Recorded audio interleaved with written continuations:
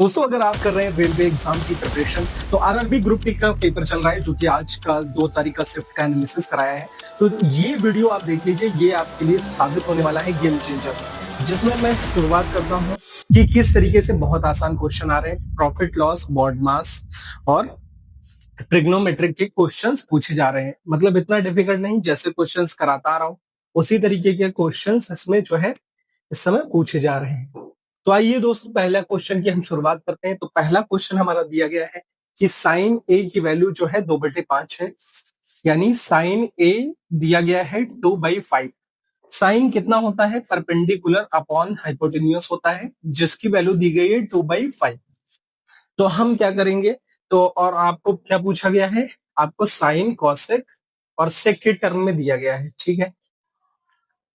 इसका right angle अगर आप क्या दिया गया है? परपेंडिकुलर गिवन है और हाइपोटेन्यूस गिवन है।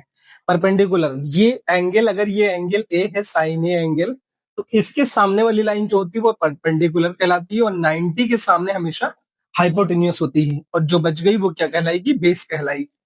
तो हाइपोटेन्यूस गिवन था यहाँ पे 5 वैल्यू, परपेंडिकुलर की वैल्यू 2 दी गई थी। तो आप बेस निकाल लेंगे कैसे? पाइथागोरस के फॉर्मूले में से H square equal to P square plus B square. हमें बी की वैल्यू निकालनी है, तो बेस को इधर रखा रहने देंगे, इसको इधर भेज देंगे। H square minus perpendicular square, ये अंडर रूट में आ जाएगा। ये कितना आ जाएगा? हाइपोटेन्यूस 5 दिया था, 5 का स्क्वायर करेंगे, पांचों बचे 25, माइनस परपेंडिकुलर का स्क्वायर कितना है? 2 का स्क्वायर, 2 दूना 4, इक्वल टू बेस, जो कि कितना आ गया? 25 माइनस 4, ये आ गया अंडर रूट 21। किसकी? बेस की वैल्यू आ गई अंडर रूट 21। और यहां पे आपको फाइंड करना था 5 sine A plus 2 cosec A. 2 cosec A लिखा है, 2 अपॉन कॉसेक ए को 1 अपॉन साइन ए लिख सकते हैं, यानी कि 1 अपॉन साइन ए अपॉन ये दिया गया है अंडर रूट में 21 इंटू सेक ए। सेक ए को क्या लिखा जा सकता है? 1 अपॉन कॉस ए लिखा जा सकता है, ठीक है दोस्त। तो इसमें क्या आ जाएगा? 5 साइन ए की वैल्यू कितनी दी गई? साइन ए की वैल्यू पहले से गिवन थी 2/5, या 2/5 प्लस 2 इंटू साइन ए की जगह रख देंगे 2/5। तो ये क्या है? 2/5 यहाँ पे पुट कर दिया। फिर अपॉन में अंडर रूट 21 और 1 अपॉन कॉस ए कितना होता है? कॉस ए की वैल्यू होती है बेस अपॉन हाइपोटेन्यूस। बेस निकल के आ गया है अंडर रूट 21, तो लिख सकते हैं under root 21 upon hypotenuse. Hypotenuse कितना था? 5 था, ठीक दोस्त। तो ये अंडर रूट 21 से ये 21 कट गया, कैंसिल हो गया ना। यहाँ से ये 5 से 5 कैंसिल हो गया, यहाँ से 2 से 2 कैंसिल हो गया। 5 इसके डिनोमिनेटर में था, ये न्यूमरेटर से मल्टीप्लाई हो जाएगा जाके। तो यानी कि इसको लिखा जा सकता है, यहाँ पे कर देता हूं मैं 2 प्लस, यहाँ क्या बच गया? ये ऊपर आएगा 5, 2 प्लस 5 कितना हो गया? 7 अपॉन, यहाँ पे ये था, ये अपॉन 5, 7/5। इसका आंसर कितना आ गया? 7/5, which is option number B. देखा दोस्त किस तरीके से आसान से ये क्वेश्चन था। तो इसी तरीके से क्वेश्चन पूछे जा रहे हैं। जैसे कि दूसरा क्वेश्चन पे देखते हैं, अगर एक man completes a work in the 10 days, the same work was completed by a women 8 days। मतलब कि कह रहा है एक आदमी जो है किसी कार्य को 10 दिन में काम करता है, ठीक है,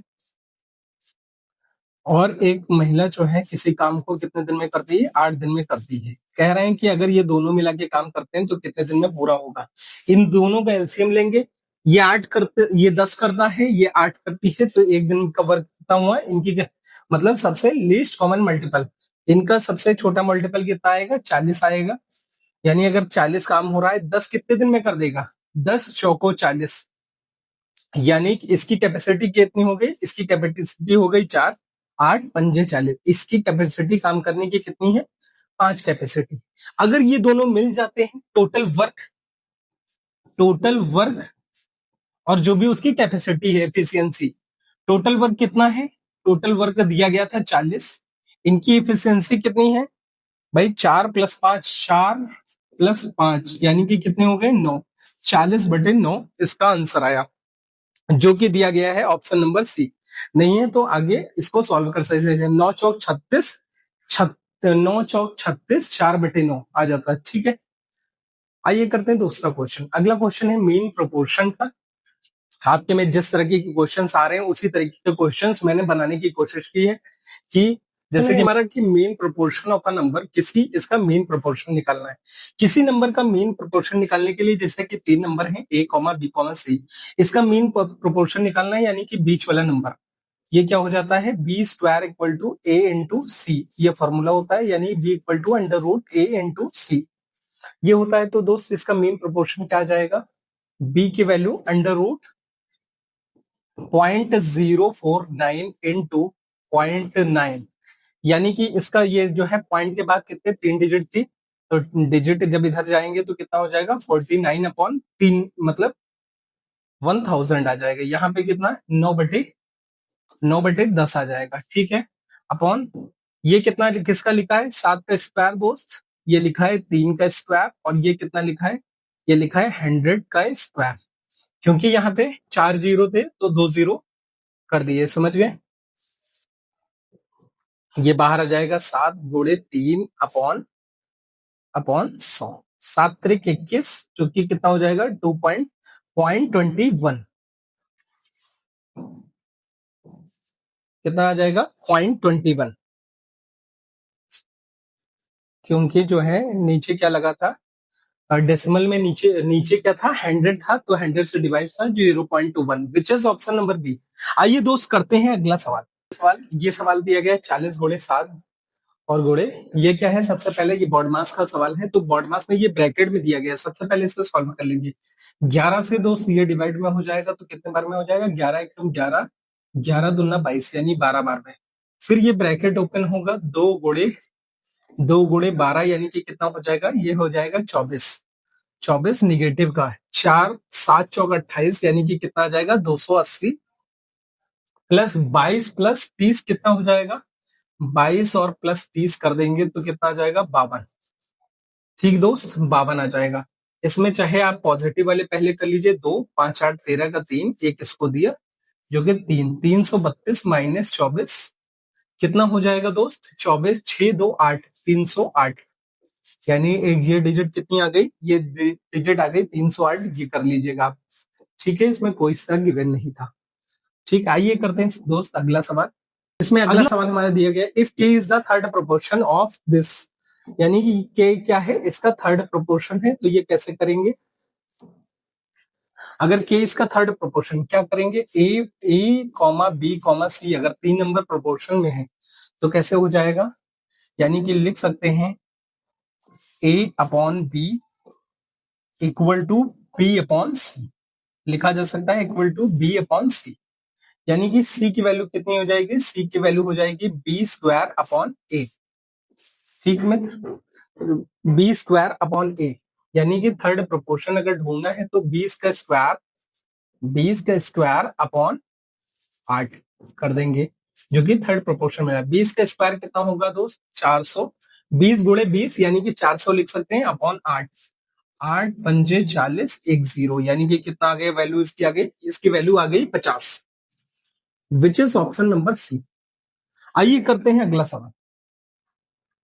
अगला सवाल है कि the smallest number that must be added 528, 5 7 2 8, यानी 5728 में वो छोटा नंबर कौन सा ऐड किया जाए कि ये कंप्लीटली जो है 9 से डिविजिबल हो। 9 से डिविजिबिलिटी का रूल क्या होता है, डिविजिबिलिटी रूल के भी काफी क्वेश्चन पूछे जा रहे हैं। 9 से डिविजिबिलिटी का रूल होता है कि उनके जो डिजिट का सम है वो भी 9 से डिविजिबल हो, यानी कि जो भी देखें 7 + 2 ये 9 से कट जाएगा। ठीक है, इसे काट लेते हैं, 5 8 13, यानी यहाँ पे क्या आ गया, इनके डिजिट का सम 13 आ गया। 13 में क्या ऐड किया जाए वो छोटा नंबर कि 9 से डिविजिबल हो जाए, तो 13 5 18, 18 कर सकते हैं। तो क्या आ गया, एक्स की वैल्यू आ गई 5, यानी कि ऑप्शन नंबर सी। आइए दोस्त करते हैं अगला सवाल। The price of an item is decrease by 20%, मतलब किसी आइटम का प्राइस जो है पहले 20% बढ़ जाता है, फिर उसी आइटम का प्राइस जो है 10% से फिर घटा दिया जाता है, तो टोटल चेंजेस कितना है। 20% का फ्रैक्शन कितना हो जाता है, 1/5, यानी पहले कोई चीज 5 का सामान कितने की हुई, 4 की हुई, ठीक है, एक की कमी हुई। फिर कह रहा है 10% दोबारा घटा दिया जाता है उसको, देन अगेन डिक्रीज बाई 10%। 10% का फ्रैक्शन होता है 1/10, यानी 10 का चीज में एक की कमी, यानी कि कितना हो गया, 9 का हो गया। कैसे कर लेंगे, 5 × 10, 5×50, 9×4 = 36, यानी 50 का सामान कितने, 36 का हो गया। कितने की कमी, 14 की कमी अपॉन, पहले कितना था, 50 था, इंटू 100%। ये आ जाएगा, 50 से चला गया ये 2 बार में, 2 × 14, यानी कि कितना आ गया दोस्त, 28। 28%, 28% निगेटिव में है, यानी 28% का क्या हुआ, लॉस हुआ। परसेंटेज कितना डिक्रीज हुआ, 28%।